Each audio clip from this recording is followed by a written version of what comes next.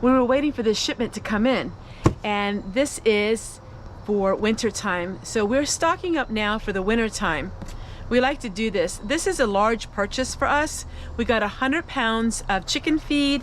We got some chicken shavings to put in their bed of their chicken house. We got some bird seed. We use that as scratch.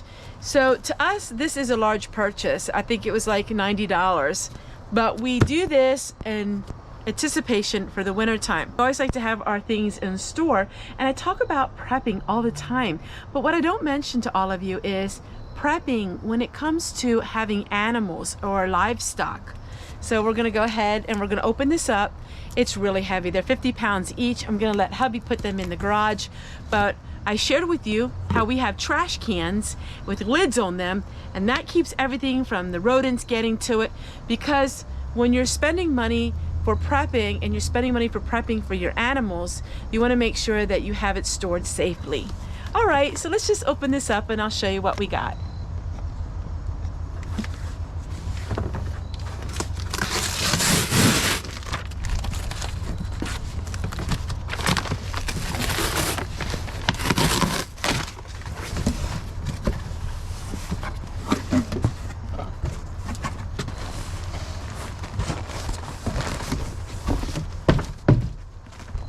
All right, we got one of the flake shavings. Put that over here. Now our chickens are really spoiled. They love the wild bird seed. Give them some of the wild bird seed.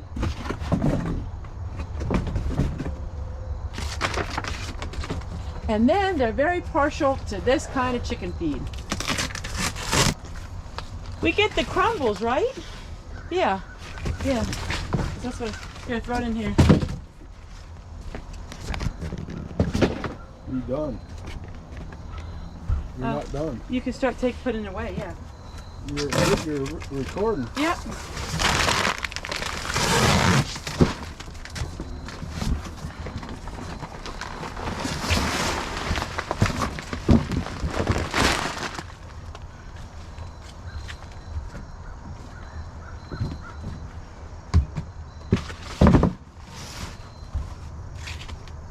All right, so now we're stocked up for quite a while, and I do add other things to my chicken feed, and chickens love scraps as well, and I'll explain more about that in a minute.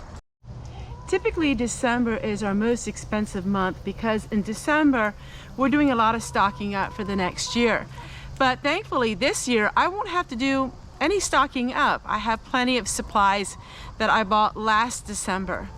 So that's really nice, because in December things can get really tough financially. And so like in January and February, traditionally those are months that people, well, they don't have as much money and they have to really hunker down and they have to try to do without. And that's how it is here too, mostly. And so in December is when we always did our stocking up. Now, I don't have to do any of that, so I don't have to stock up any food.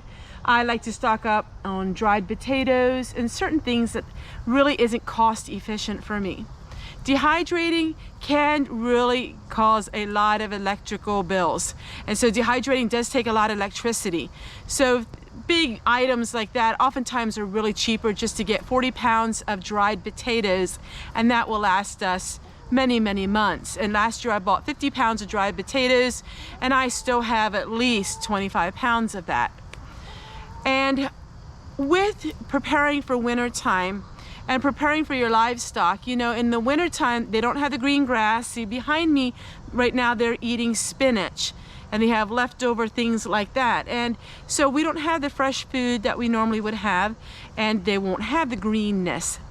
I will grow sprouts, wheat sprouts for the chickens, and I add that in with their feed. We like to give them bird seed because bird seed has sunflower seeds in it, which has sunflower oil, which has really good nutrients for chickens. It helps boost their immunity and it just makes them feel really good. So we do that. A bird seed is oftentimes really inexpensive. So that's one thing. If you want to buy chicken scratch, you're going to be paying twice as much money than if you would just go get bird seed, and it's basically the same thing. It's a little bit like men and women's clothing. These t-shirts are men's t-shirts, but they're almost half the cost of what the women's t-shirts would be. There's no difference in them. It's just simply women they see in society as being able, that they would pay more for something than men. Oh, I could really get on a soapbox about all of that. So while that wasn't expenses for us, we added that expense in our monthly expenses, and we were able to buy that food. Now I will add cornmeal to it, I add oatmeals to it, and you've seen me in previous videos in the dead of winter. I will make oatmeal for my chickens. I will get anything I can for free if it's outdated, like crackers and outdated things like that are still good but they're stale. Chickens love to eat that, and chickens will eat almost anything. I don't feed chickens chicken. I generally don't feed chickens meat. If you feed a chicken meat, oftentimes they will learn to really enjoy that meat, and they will peck at each other. That just seems to be a thing that they do. If you give them a lot of meat, they become that way, and they become aggressive with one another, and they will pick at one another, especially when they're little. I don't give chickens any citrus. You don't want to give them lemons. I don't even think they'd eat it. You don't want to give them lemons and things like that. I do give them tomatoes. It was said that if you give chickens a tomato, they won't lay eggs, but my chickens lay eggs.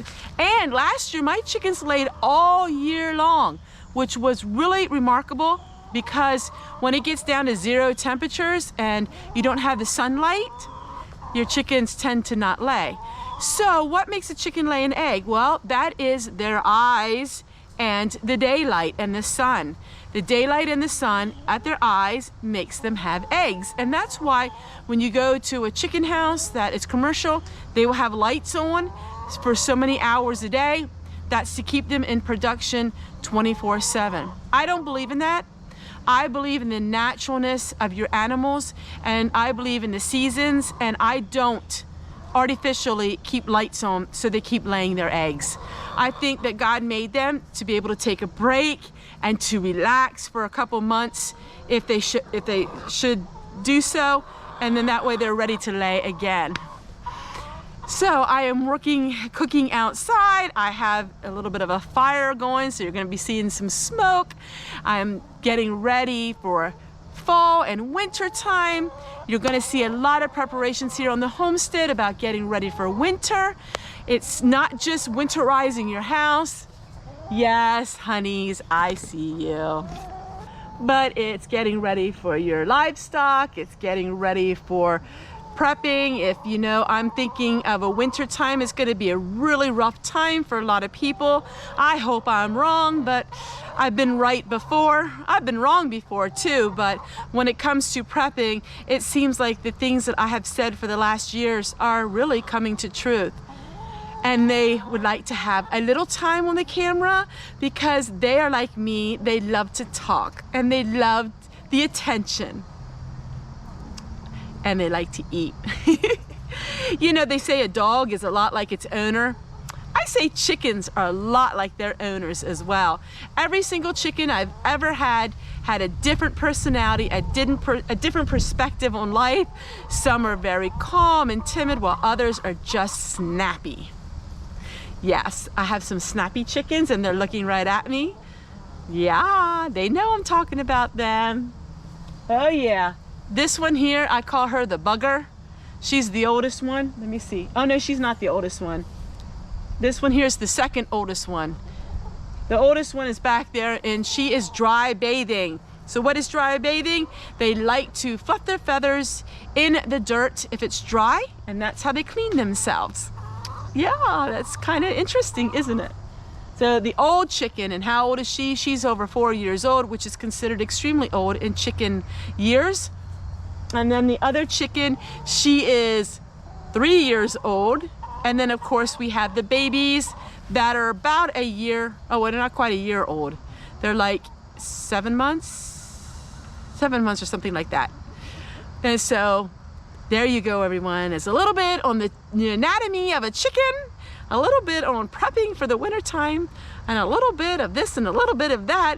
But you know what? It's a fun time of the year. I love this time of the year. Oh, and by the way, did you know the caterpillars were all black? And that is said that when the caterpillars have all black woolly fur, that means it's going to be a really hard and snowy and cold winter. The Farmer's Almanac for Pennsylvania, they say it's supposed to be extremely cold, icy winter. So that means we better start harvesting up all we can, because we don't know what winter's gonna hold, and I don't plan on going away more than I absolutely have to.